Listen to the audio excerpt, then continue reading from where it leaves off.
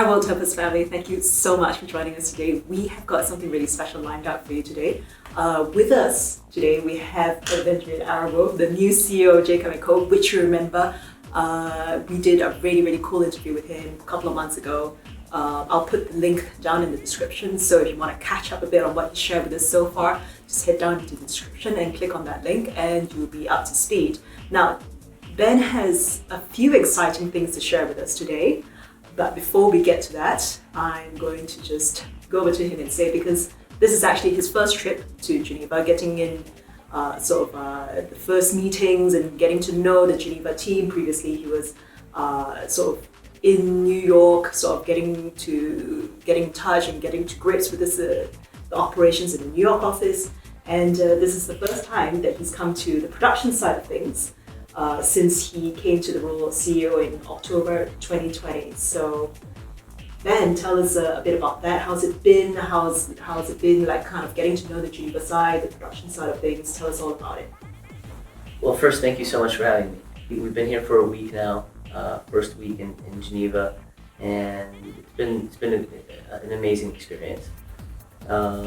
It's 10 to 12 hours a day of meetings focused on production, research and development, operations pertaining to the Geneva office. And one thing that really stood out for me is the level of detail needed to run this type of operation in Geneva, pertaining to the product specifically. That's amazing. Like straight in hardcore 12-hour meetings. 12-hour days, yeah. They didn't go easy on you. No. They're like, no. He's new, cut him some slack. No, straight in. No, full days. My dad comes here often. He does maybe 1 week or 2 weeks a month in Geneva. Really intense visits as well. Really intense visits, and he comes back home and he just crashes for the whole weekend. And now I know why. Yeah. Because we pack in so much in just a week's time, and there's so many decisions that need to be made, whether it's the current production, products that we're working on for the next 2 to 3 years, issues that might come up with operations or products or whatever it may be, and it's just like it's like boom boom boom boom boom all day. But it was an amazing experience. It's very rewarding to see it. It's a completely different side of the business. In New York, I focus mostly on marketing and advertising and the operations side of the New York business, where my dad handles the production, research development, and sales part of the business. So this is me jumping to his side of the pond. Developing that side of the leadership. Yeah. Now, obviously, just because you became CEO in October 2020 doesn't mean that that's your first encounter with the brand and its products. Obviously, you've been kind of immersed in the company for a long time. So it wasn't, say, like a crash course, in technical watchmaking when you came here for the first time. But it still sounds pretty intense. Yeah, I mean, he always shares stories of the details and stuff like that, but it's once you're in the room, it's just a completely different experience. And in that sense, do you think that you actually learned anything new? Do you think that anything actually kind of really, oh my God, this really opened my eyes? Because people, you've been CEO for 6 months, but actually you've been in and around the company for a much longer time than that. Yeah, I learned the process in which it takes to develop a new product, to create something that's truly a piece of art, to make sure that every small piece of detail is perfection according to Jacob. And he's been designing watches for 20, 30 years now. So every time we come to Geneva and have these meetings, he's using all that experience to create something really special. And it's a unique experience to be able to have a seat at that table. So you think that you kind of have a completely different dimension on how you see the company and the company's products now, something that you didn't necessarily have the 100% full vision of before. Yeah, and it's oftentimes in business when you're too close to something, you don't see it, right? So I think with the perspective that I bring in is I have this experience in business and operations and marketing and advertising, but I'm not in the weeds of creating the actual product. So it gives the company a different perspective on how to improve certain things because I'm not so close to it. Mm-hmm. Yeah, obviously as CEO, it's important to kind of have like the bird's eye, big picture view of stuff. And talking about how the New York operations and the Geneva operations were once more the business side of things and this more the production side. We all know that Jacob & Co. has such a unique and immediately recognizable brand profile in terms of its products, its exuberance, its design. Is that kind of hard to reconcile with the more sort of down to earth, like sort of technical side of the operations here in Geneva? Because as you say, it's such a different vibe here. Yeah, it's a different. I feel like this whole week I used a different side of my brain because it's so technical, it's so detailed oriented, and it's stuff that I need to learn to really fill the shoes of this position, and it takes time. The way I thought about this position is I need to take a step-by-step approach and deal with department by department instead of trying to do everything at the same time. And it's been working out quite well. What do you think is the most surprising or perhaps the most eye-opening thing you've learned or that you've got to know this trip? Just the level of detail that goes into it. Obviously, it's so important to watch, but sitting at that table and making these type of decisions, whether it's the color, the paint color that we're using for a specific watch, or the color of the hands, or the type of hands that we're using, and all of it is being discussed in the roundabout table, and decisions are made, and then they're executed. Just the level of detail is really, really impressive, and the amount of decisions that we need to make in such a short period of time because we're not here full time. Like the traditional brands. Most of them live in Geneva or close to Geneva, and they're very close to the factory. We have a bit of a unique situation. We're in New York. We're based in New York. We're there, 75% of the time. Mm-hmm. But also at the same time, that gives you a very unique and I would say the advantage of that different kind of perspective. I think gives you that edge. Wouldn't you say? Yeah, absolutely. Speaking of getting into the details and like learning more about things that you didn't necessarily have the full picture of before, in our previous interview, you sort of gave us some tantalizing hints about what we could expect for some upcoming projects that were on, just kind of on schedule for Jacob & Co. Namely in the field of your collaborations, which we all know the company is, always comes up really, really exciting, unexpected, yet at the same time, when you learn about it, you think, oh, that makes a lot of sense. Mm-hmm. That sort of partnership. So you first told us that you would be collaborating with an artist. Now tell us a bit more about that. Yeah, so recently we announced a collaboration and partnership with street artist Alec Monopoly. Mm-hmm. Alec Monopoly is a internationally known artist, also from New York as well. Mm-hmm. He started his career in being an anonymous tagger throughout New York City, and started developing his own art after that. We're very excited about the partnership. We think, we develop our products are known to be artistic, right?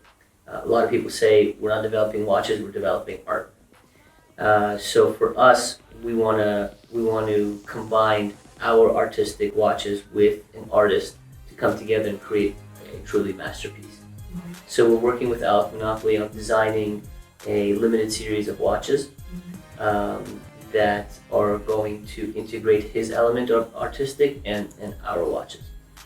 That's really interesting because I'm trying to imagine right now what collection they could go into, because his visual style is quite heavy on the colors, on the textures, and at the same time, Jacob & Co. watches.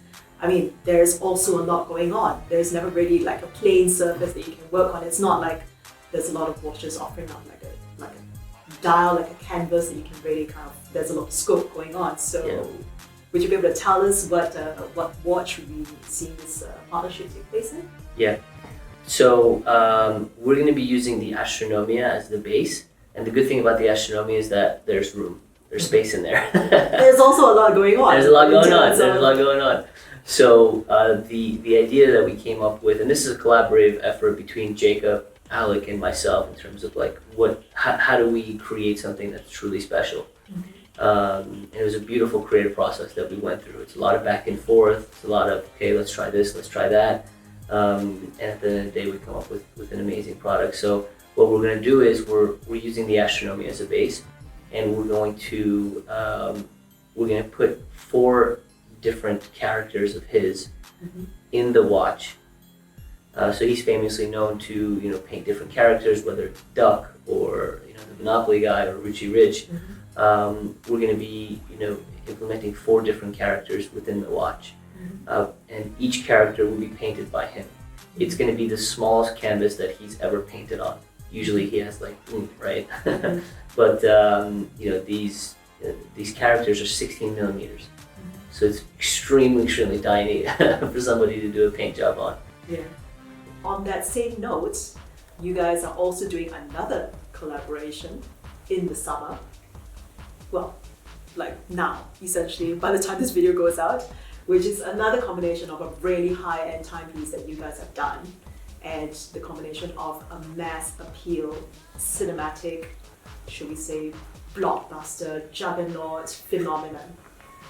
So the door's open for you to let us know all the deets. As a brand, we're really bullish on collaborations and partnerships. It allows for 2 creative companies to come together and create something special. And it also allows for each party a different level of access to each audiences, which is really important. We have collaboration, we have partnerships with Bugatti, Supreme, Khabib, Messi, and that has really helped us grow as quickly as we've been able to. And now we are in the process of using that momentum and trying to find other partners that we feel are a good fit to continue growing at the pace that we are. A part of the collaborations and partnerships is movies. We have the Scarface movie with the partnership with Paramount, and we have the Scarface movie with partnership with Universal. So these are all like classics of American cinema. Yes, classics. And those have done extremely well for us. The design of those watches are extremely beautiful and unique, especially the integrated music boxes. And now that we have those 2 classics, we want to shift a little bit to the modern age. So we're excited to announce that we're going to be launching a partnership with the Fast and Furious franchise. The reason why we picked it because it shares the same story in terms of disruption and success that they've had over the course of the past 10 years. And we're going to be designing something really beautiful for that franchise. Okay. Is it based on an existing timepiece in the collection already? Yes, it's based on the Twin Turbo Furious. The name's perfect, the watch is perfect. This is an exclusive, ladies and gentlemen. So glad you're here to see it. And so when will we be, will it be coming out? Will we be seeing it on the red carpet? Will we be wearing it in the film? What's going to be? Is it like limited edition? What can you tell us? Sure. We tried to do the red carpet thing, but unfortunately with COVID and all that, it was really tough to nail down. I don't even know if they're doing that even. They are launching the movie on 6/25 in June, the end of June. And you would think that, that would kind of be like the Bugatti watch for the year from Jacob & Co, but apparently not. That was a leading question. the next Bugatti watch? That was an extremely leading question. Yes, so we launched the Chiron watch last year, and that has been a tremendous success for us for a couple of different reasons. The design element is extremely unique. The partnership with Bugatti gives it an extra element, and the technology that we use specifically for the movement. We have the 16 pistons that has never been done before, and it's just a beautiful watch. We are launching a new timepiece for the collaboration with Bugatti this year. Also sometime in the next couple of months. See, it's all coming together. Yeah. We take a little bit of an untraditional direction in terms of our launches. No, I mean for sure, because normally the summer months are quiet. I mean they're pretty quiet in terms of watch right now. Yeah. But that's good for you. You get all the attention. Yeah. Companies usually have like, okay, we're gonna do 2 launches this year, or 1 launch this year. But our mindset is if we're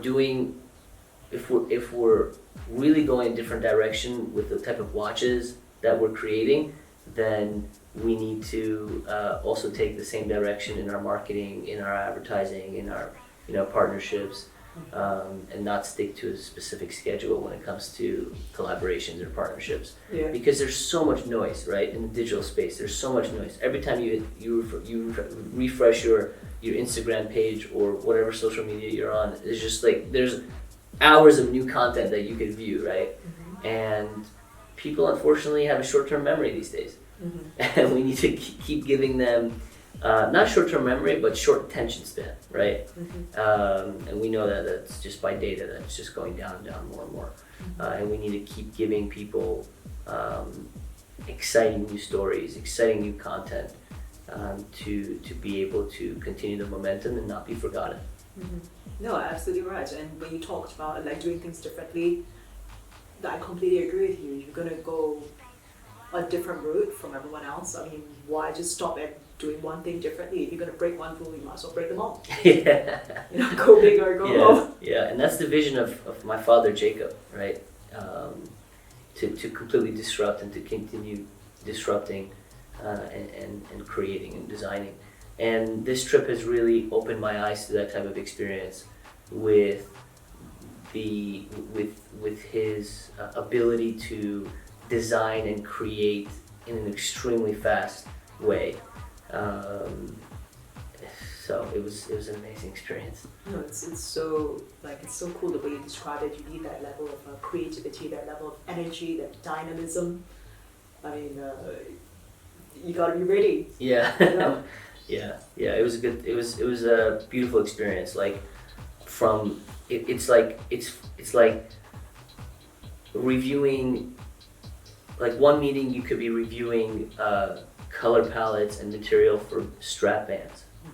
Another meeting, you could be reviewing materials for boxes. Another meeting, you could be reviewing materials and design for a new store that we're opening up in Geneva. I don't know about you, but it sounds like a ton of fun. It was, but it's a lot to process, right? It's a lot to process, and I'm not somebody who's just going to sit there and listen. I'm sitting there listening, but also figuring out how we could improve these processes, how we could streamline some of this stuff, how we can, just improve anything that we possibly can, so we could get more efficient and continue growing at the rate that we're going, and even more so. So thank you so much once again, and thank you so much, WorldTempus family, for spending some time with us today. Hope you enjoyed the chat, and hope you enjoyed the little exclusives that Ben shared with us today. See you next time. Thank you so much for having me.